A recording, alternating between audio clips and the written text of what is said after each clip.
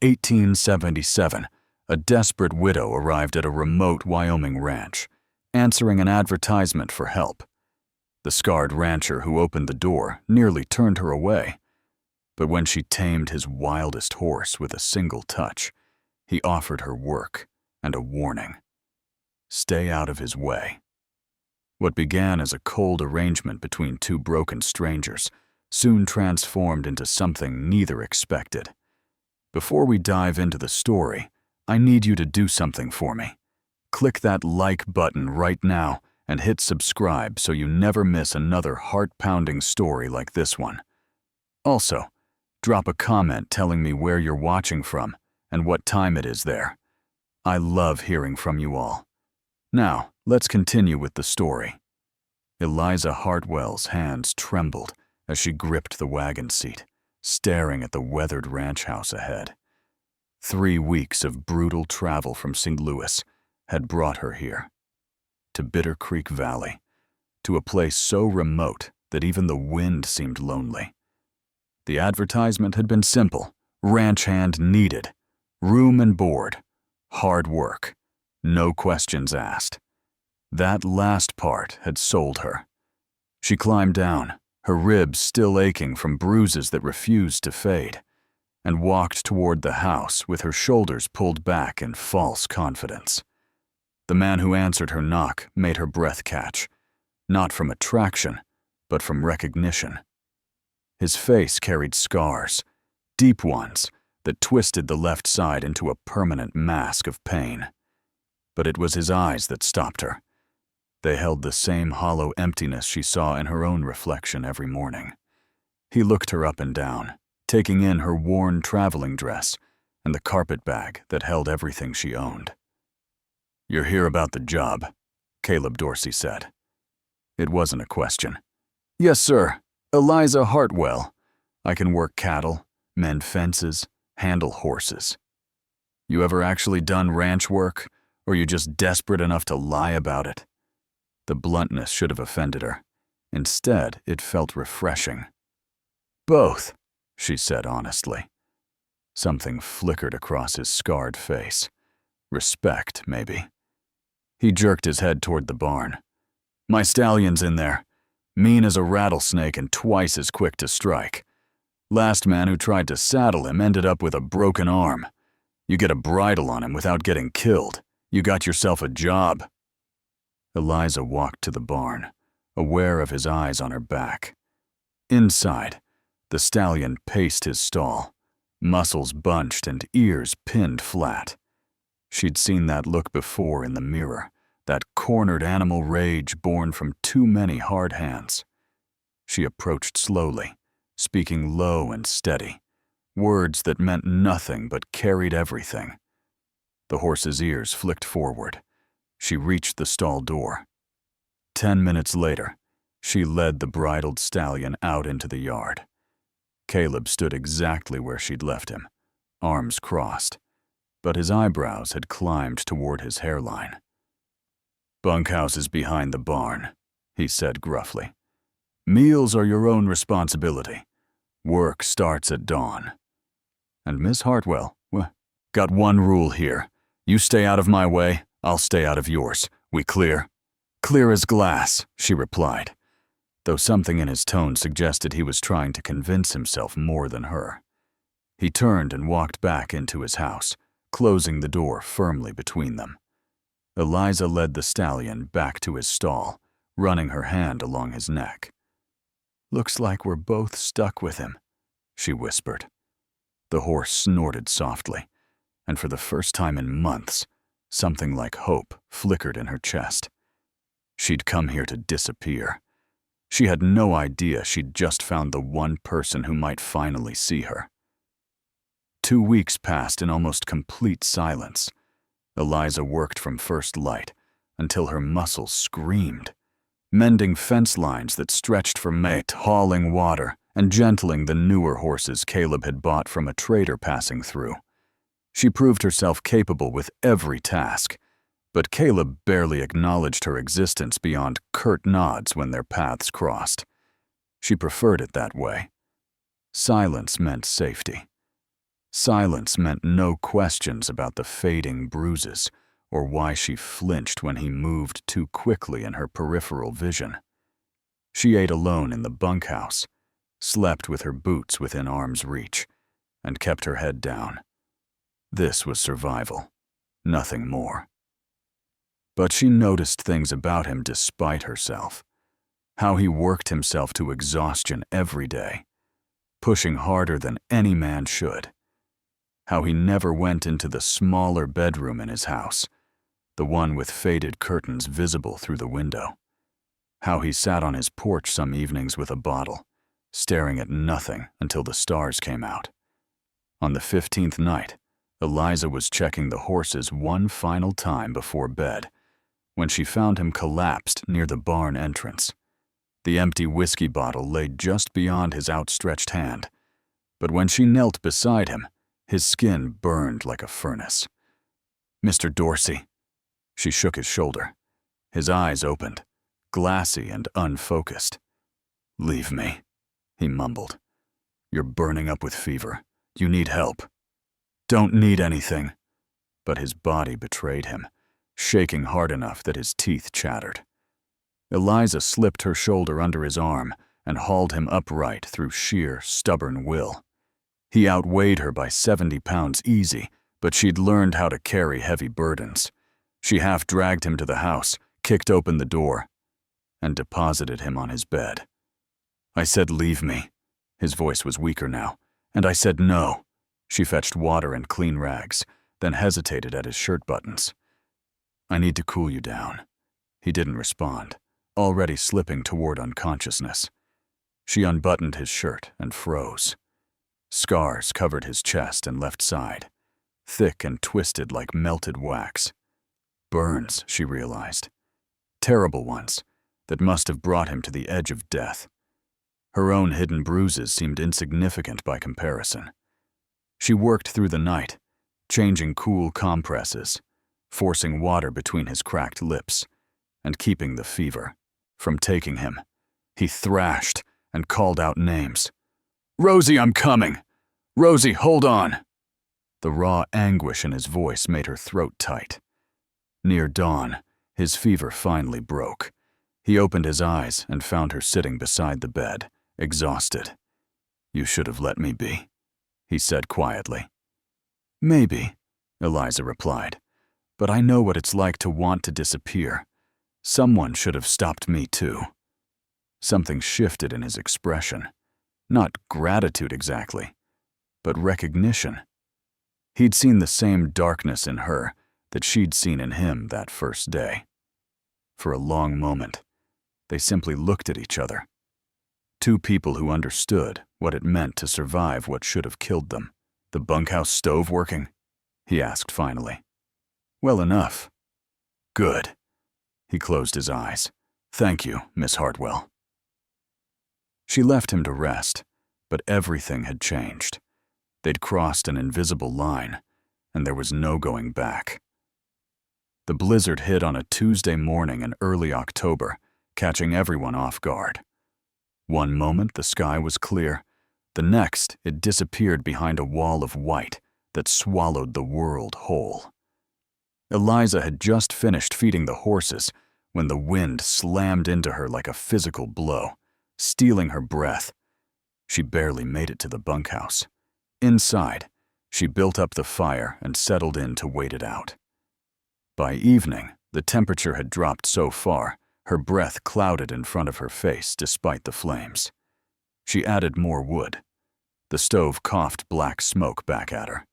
The chimney pipe had cracked. Without it, she'd freeze before morning. Through the howling wind, she could barely see the main house 20 yards away. She grabbed her blanket and ran, the cold slicing through her clothes like knives. Caleb opened the door before she could knock. "Stove's broken," she said through chattering teeth. He pulled her inside without a word and pointed to the couch near his fireplace. "Stay there." The storm raged for 4 days. At first, they circled each other like wary dogs, speaking only when necessary. But proximity wore down walls. On the second day, he made extra coffee and handed her a cup. On the third, she cooked stew from his dwindling supplies, and they ate together at his small table. "The scars," she said quietly that evening, surprising herself. "What happened?" Caleb stared into the fire for so long, she thought he wouldn't answer. "Barn fire. 3 years back. My daughter Rosie was inside, playing where she shouldn't have been." His voice stayed flat, emotionless. "Beam fell on me, pinned me down. I could hear her screaming my name, begging me to help her. I couldn't move, couldn't do anything but listen to her die." Eliza's chest tightened. "That's why you work yourself half to death. You're trying to make it stop." "Doesn't work." He looked at her then, really looked. "Your bruises are fading, but you still jump when I move too fast. What are you running from?" She could have lied, should have lied. Instead, she said, "My husband, he died 6 months ago, but his fists are still with me. Every time I close my eyes, I feel his hands around my throat." They sat in silence after that, two strangers bound by the understanding that some wounds never fully heal. That night, Eliza woke screaming, fighting invisible hands. She hit the floor hard, gasping and disoriented. Footsteps approached, and panic seized her until Caleb's voice cut through the terror. "You're safe. You're in Wyoming. He's dead." She looked up to find him standing several feet away, hands visible and open, giving her space. Her heart hammered against her ribs. "Can you—" She hated how small her voice sounded. "Can you just sit? Not close. Just where I can see you?" Caleb lowered himself to the floor across the room, his back against the wall. He didn't speak, didn't move, just stayed there as her breathing slowly steadied. When dawn finally crept through the windows, he was still there, and for the first time in 3 years, she'd made it through the darkness without being alone. The mare arrived with a string of horses Caleb bought from a rancher down in Colorado. She was beautiful, all muscle and fury, with a coat like polished copper. She was also completely wild. The rancher had warned that she'd been badly treated by her previous owner, a man who'd tried to break her spirit with whip and starvation. "Best to put her down," the rancher had said. "She'll kill someone eventually." But when Eliza saw the mare in the corral, pacing and snorting with terror in her eyes, she saw herself staring back. "Give me time with her." Caleb frowned. "She's dangerous. Tried to stomp the rancher's son when he got too close. She's scared. There's a difference." For the next 3 weeks, Eliza spent every spare moment at the corral fence. She didn't try to touch the mare or even enter the enclosure at first. She just sat there, speaking softly, letting the animal get used to her presence. Caleb watched from a distance, arms crossed, ready to intervene. The mare charged the fence twice in the first week, trying to intimidate Eliza into leaving. Eliza didn't move. She just kept talking, her voice steady and low, telling the mare about St. Louis and fear and what it felt like to be trapped. The mare's ears would flick toward her, listening despite herself. On the 19th day, the mare approached the fence and stood 3 feet away, sides heaving with the effort of trusting. Eliza slowly extended her hand, palm up, and waited. The mare stretched her neck, nostrils flaring, and brushed her muzzle against Eliza's fingers. Caleb saw it happen. That night, he cooked dinner for 2 and left a plate outside Eliza's door like he'd started doing since the blizzard. She found him on his porch and sat beside him instead of retreating to the bunkhouse. "You're good with her," he said. "I know what she's feeling. When everything hurts, kindness seems like a trick. Is that what you think this is?" He gestured between them. "A trick?" Eliza considered the question. "Since the storm, things had shifted. He'd started leaving firewood stacked by her door. She'd begun mending his torn shirts without being asked. Small gestures that felt enormous. "No," she said finally. "I think you're just as broken as that mare.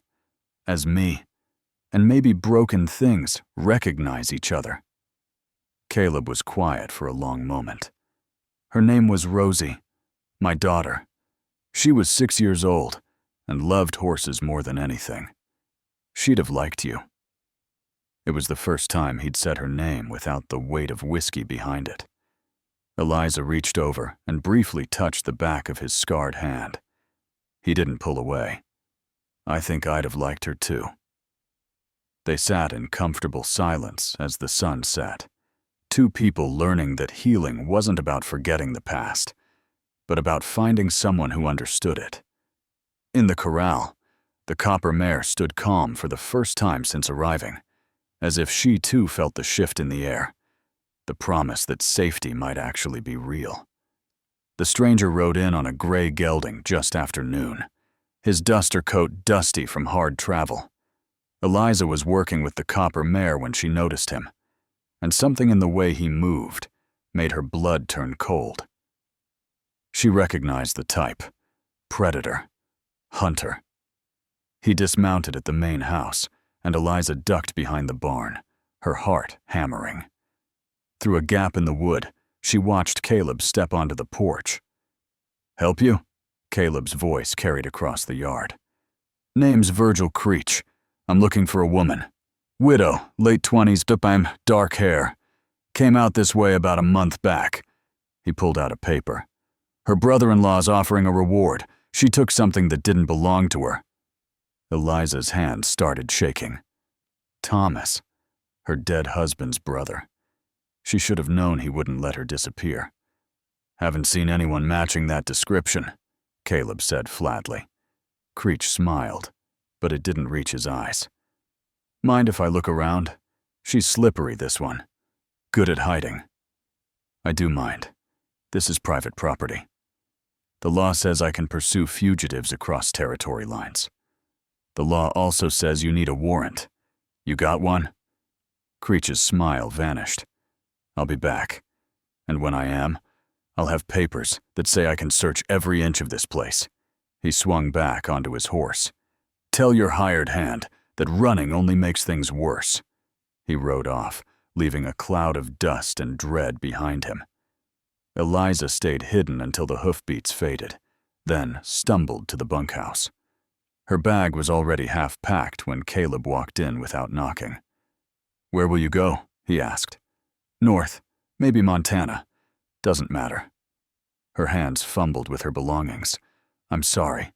I didn't mean to bring trouble here. What did you steal?" "Nothing." Her voice cracked. "Thomas claims I took money from the family business, but it's a lie. He just wants me back in St. Louis, where he can control what I say about his brother." "About what really happened," Caleb caught, her wrist as she reached for her coat. His grip was gentle but firm. "You run now. You'll be running forever. Men like Creech. They're like wolves. They chase what runs. What choice do I have?" "You marry me." Eliza stared at him like he'd lost his mind. "What?" "Legally. On paper. Married women have protections. Your property becomes mine, which means Creech can't touch it. And you get my name, my legal standing." He released her wrist. "It's just a piece of paper. Changes nothing between us, but it keeps you safe." "Why would you do this?" Caleb looked at her with those haunted eyes that understood too much. "Because someone should have protected you before. Because you saved my life when you could have walked away. Because—" He stopped, then finished quietly. "Because I don't want you to leave." The weight of those words settled between them like a physical thing. Eliza thought about running, about the endless cycle of fear and hiding. Then she thought about the man who'd sat with her through her nightmares, who'd watched her gentle a broken horse with patience he claimed not to have. "Okay," she whispered. "Okay." They rode into Silver Point the next morning, a town 30 miles east where Caleb knew the sheriff. The journey passed in tense silence, both of them aware they were crossing a line that couldn't be uncrossed. This wasn't just paperwork. This was binding their lives together, even if only on the surface. Sheriff Ben Tuttle greeted them at his office, a weathered man with sharp eyes that missed nothing. He looked from Caleb to Eliza and back again. "Caleb Dorsey. Haven't seen you in town for near 2 years." His gaze settled on Eliza. "And who's this?" "My wife, Eliza Dorsey." Caleb's voice was steady. "We married quiet like 2 years back. She's been staying with family in Ohio, just got here last month." Tuttle's eyebrows rose slightly. "That's so? Funny. You never mentioned a wife before." "Wasn't anyone's business but ours." The sheriff studied them both, and Eliza forced herself to meet his eyes without flinching. Finally, Tuttle nodded slowly. "Well then, congratulations on the reunion. What brings you to town?" Caleb explained about Creech, about the accusations and the threat of more visits. Tuttle listened, his expression hardening. "Bounty hunter named Creech came through here yesterday asking questions. Didn't much like his manner." He looked at Eliza. "These accusations got any truth to them, Mrs. Dorsey?" "No, sir.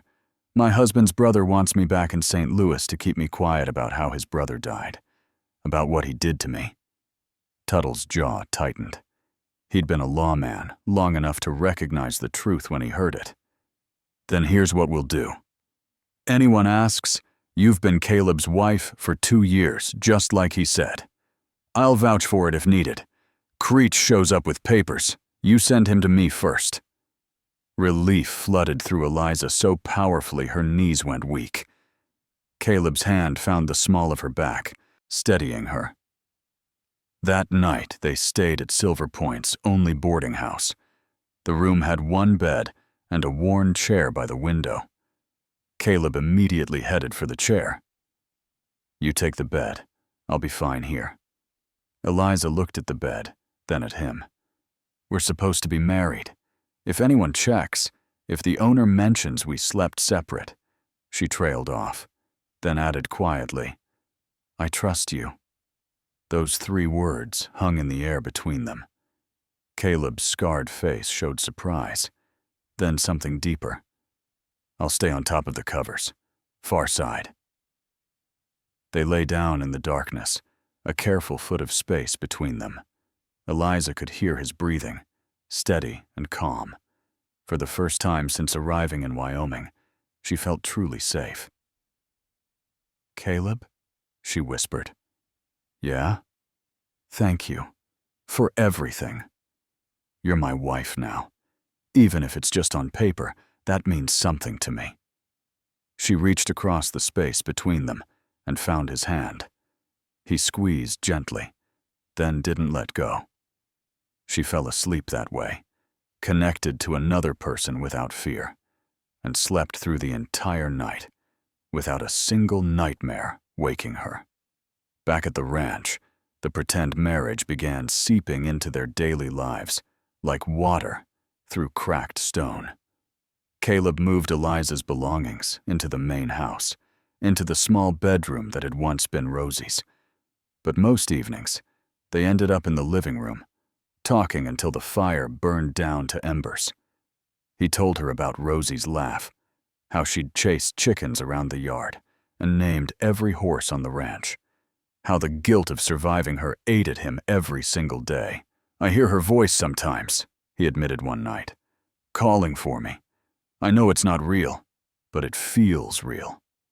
Eliza understood. "I see my husband's face in shadows, feel his hands on my throat when I'm half asleep. The mind doesn't let go easy, does it?" "No, it doesn't." She told him about the shame she'd carried, the belief that she'd somehow deserved the beatings, how she'd stayed for 3 years, hoping he'd change, until the night he'd nearly killed her, and something inside her finally broke free. "I left while he was passed out drunk. Didn't take anything but my mother's Bible. 2 days later, his heart gave out. The doctor said years of drinking did it, but Thomas blamed me. Said I'd poisoned him. You didn't. I know, but part of me wishes I had. Caleb looked at her then, with an understanding that ran bone deep. Guilt and rage were carrying the same weight, just different reasons. Winter crept closer. Caleb started cooking meals for both of them, actual meals instead of the bare survival food he'd lived on before. Eliza mended every piece of torn clothing in the house and organized his chaotic pantry. Small domestic acts that felt oddly intimate. One November evening, she fell asleep on the couch while he was reading aloud from a newspaper. She woke near midnight to find a quilt tucked around her, the fire built high, and Caleb asleep in the chair across from her. He'd stayed to make sure she was warm. Something shifted in her chest, a feeling she'd thought dead and buried. She studied his sleeping face, the scars that twisted his features but couldn't hide the gentleness underneath. This man who'd offered his name and protection without asking for anything in return. Who'd sat with her nightmares and shared his own. The next morning, she made coffee and brought him a cup without being asked. Their fingers brushed during the exchange, and neither pulled away quickly. They stood in the kitchen as dawn light filtered through the windows, close enough that she could see gold flecks in his eyes she'd never noticed before. "Eliza," he said quietly, "this arrangement we have, I know it's supposed to be just paper, but it doesn't feel like just paper anymore," she finished. "No, it doesn't." They didn't kiss, didn't embrace, but something unspoken passed between them. An acknowledgement that what had started as protection had become something far more complicated, something that felt dangerously close to hope, and neither of them knew quite what to do with it.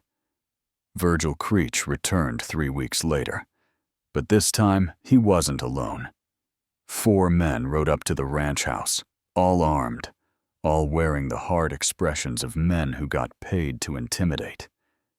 Creech dismounted with a stack of papers in his hand and a cruel smile on his face. Eliza was inside when she heard the horses. Through the window, she saw them, and her blood went cold. Caleb was already walking out to meet them, and she rushed to follow despite the fear clawing at her throat. "Mr. Dorsey," Creech said pleasantly, "I've got legal documents here stating that Eliza Hartwell is wanted for questioning in St. Louis regarding theft of family assets. I'm authorized to escort her back." "That's Eliza Dorsey," Caleb corrected, his voice flat and dangerous. "My wife, and she's not going anywhere." Creech's smile widened. "Your wife? Funny how that marriage appeared right when I started asking questions. Almost like it's not real." "It's real enough. We can verify it however you want, except by bothering my wife. See, I don't believe you." Creech stepped closer. "I think you're harboring a fugitive, and that makes you an accomplice." One of the other men moved toward Eliza. Caleb shifted to block him, and tension crackled through the air like lightning before a storm. Creech saw his opening and swung, his fist connecting with Caleb's jaw hard enough to snap his head sideways. Caleb could have hit back, should have hit back. Instead, he straightened and wiped blood from his split lip, his eyes never leaving Creech's face. "That all you got?" Creech raised his fist again, but before he could strike, Eliza stepped between them. Her hands were shaking, but her voice came out steady and cold. "You want to know the truth, Mr. Creech? My husband beat me for 3 years, broke my ribs twice, choked me until I passed out more times than I can count. The night he died, he'd wrapped his hands around my throat and told me he was going to kill me this time.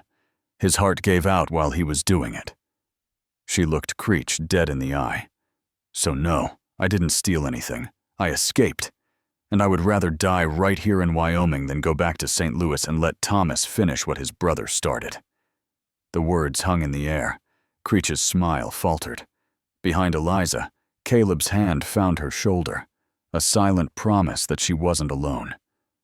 "Now get off our land," Caleb said quietly. "Before I forget, I'm trying to be civilized." Creech looked between them, reading the truth in their faces, and something in his expression shifted. He'd seen enough abuse cases to recognize the real thing. But he wasn't done yet. "This isn't over," he said, mounting his horse. "Thomas Hartwell's got money and connections. He'll find another way."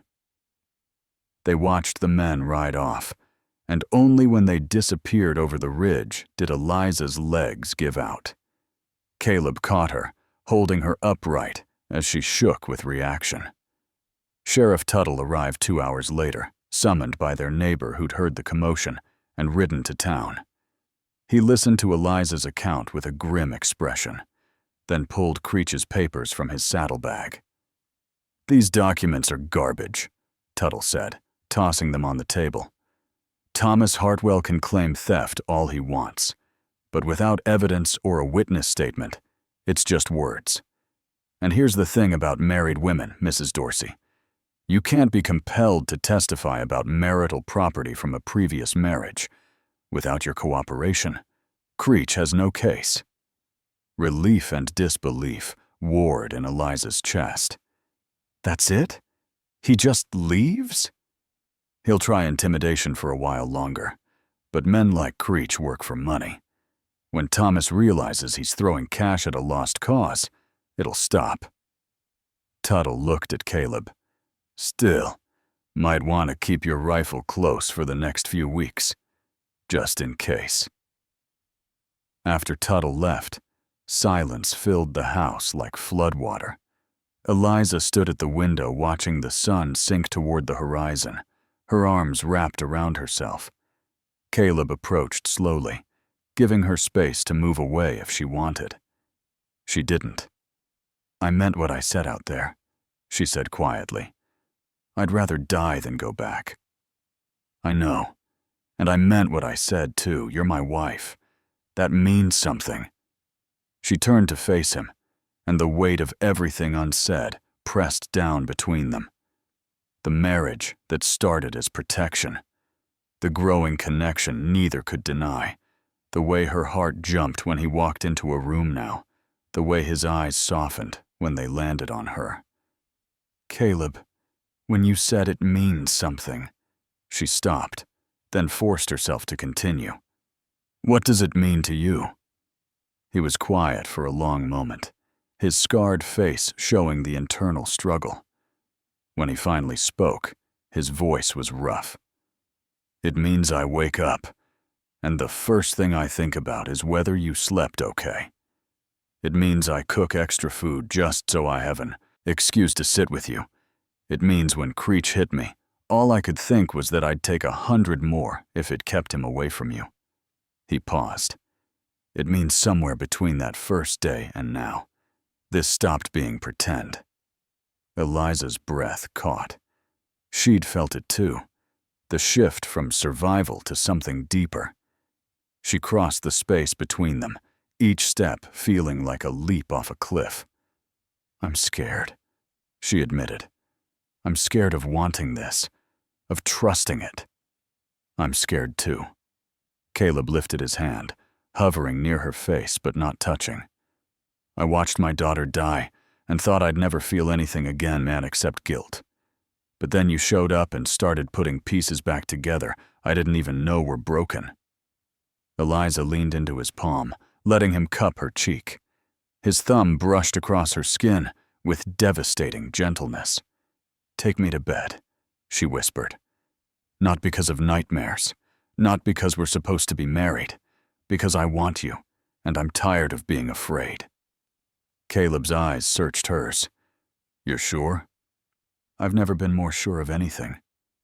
Dawn light spilled through the bedroom window, painting everything gold. Eliza woke wrapped in Caleb's arms, their bodies tangled together under worn quilts. For the first time in 3 years, he'd opened his eyes without the crushing weight of grief sitting on his chest. For the first time in longer than she could remember, she'd woken without fear. Caleb's fingers traced lazy patterns on her shoulder. "You okay?" "More than okay." She tilted her head to look at him. The scars on his face caught the morning light, and she touched them gently. "I see you, you know. Not just the damage. All of you." His throat worked. "I see you too. The strength it took to survive what you did, to keep going. You're the bravest person I've ever met." They lay there as the sun climbed higher, relearning what it meant to be safe with another person. Eventually, hunger drove them from bed, and they moved around the kitchen together with easy familiarity. Caleb made coffee while Eliza started breakfast, and they kept finding excuses to touch. A hand on the small of her back as he passed, her fingers brushing his arm when she reached for plates. After eating, they walked out to the corral where the copper mare waited. The horse had transformed over the months, her wild terror replaced by calm trust. She approached the fence when Eliza called, nuzzling her hand for treats. "She's whole again," Caleb observed. "We all are, or getting there, anyway." Eliza leaned against the fence, and Caleb stood behind her, his arms coming around her waist. She melted into him, marveling at how natural it felt. The ranch work waited as it always did.